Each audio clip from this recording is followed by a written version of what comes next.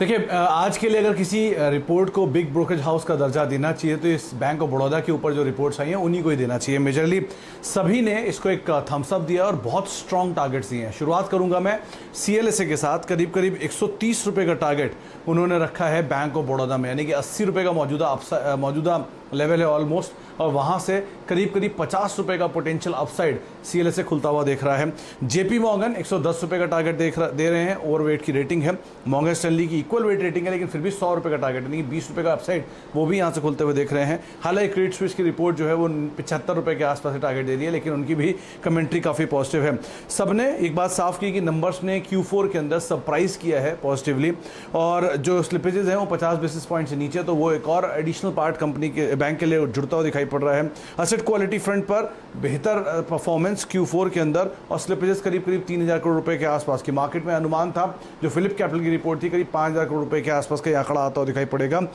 Asset quality majorly bank ने contain कर ली है, और गोइंग फॉरवर्ड यहाँ पर सिचुएशन और बेहतर हाउसेस मान रहे हैं। इसीलिए सबने बात की कि जो रीसेंट फंड रेजिंग की थी उससे कैपिटल एडिक्वेसी रेशियो इंप्रूव्ड है, और फर्दर जो फंड रेजिंग की बातचीत है वो और ज़्यादा सिचुएशन कंफर्टेबल जोन में लाकर खड़ा कर देगा। इसीलिए सबने तेज़ी की बात की है। कंसेंसस टारगेट आप मानेंगे तो करीब 120 रुपये के आसपास के हैं, और सबसे बड़ा टारगेट जो है वो 130 रुपये के आसपास का है। जी हाँ। इनफैक्ट सीएलएसए की तरफ से यहाँ पर भी एक रिपोर्ट है, और करीब करीब 1190 रुपये के आसपास के टारगेट्स, यानी कि 850 मौजूदा स्तर है, और यहाँ से एक बड़ा पोटेंशियल अपसाइड 250 रुपये के आसपास का वो खुलता हुआ देख रहे हैं।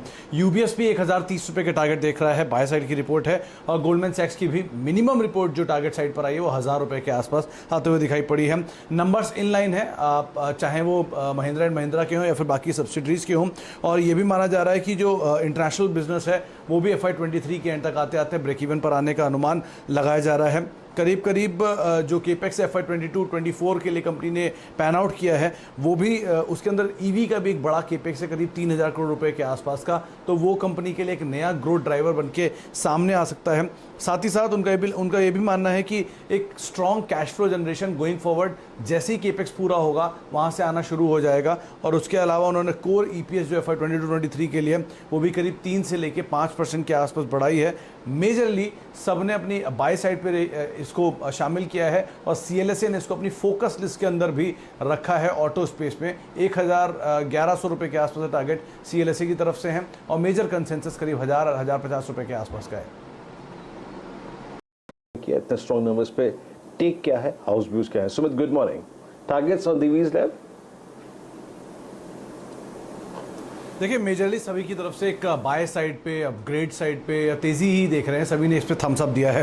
एक शुरुआत करूंगा मोतीलाल ओसवाल की रिपोर्ट के साथ। 4850 रुपये के टारगेट उनकी तरफ से हैं।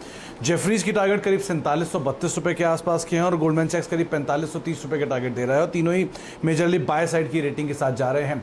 नंबर्स अपबीट हैं, सबको लगता है कि नंबर्स बेहतरीन हैं, अनुमान से बेहतर आए हैं। इसके अलावा कंपनी के जो मल्टीपल ड्राइवर्स हैं वो भी कंपनी के लिए ठीक ठाक कामकाज कर रहे हैं। जिस केपेक्स से भी हर्षिता बात कर रही थी, करीब करीब 400 करोड़ रुपए के आसपास का FY18 से ये केपेक्स शुरू हुआ है, 250 करोड़ रुपए के आसपास का हो चुका है, और 180 करोड़ रुपए का ये केपेक्स अभी पेंडिंग है। और इसके साथ ही पूरा केपेक्स जो है वो कंपनी का कंप्लीट होने की बातचीत हो रही है, तो वो नेक्स्ट ट्रिगर बन सकता है कंपनी की ग्रोथ साइकिल के लिए। और उसके अलावा 3-4 दवाएं हैं जहां पर एक अच्छे मार्केट शेयर कंपनी गैदर करने की बातचीत कर रही है।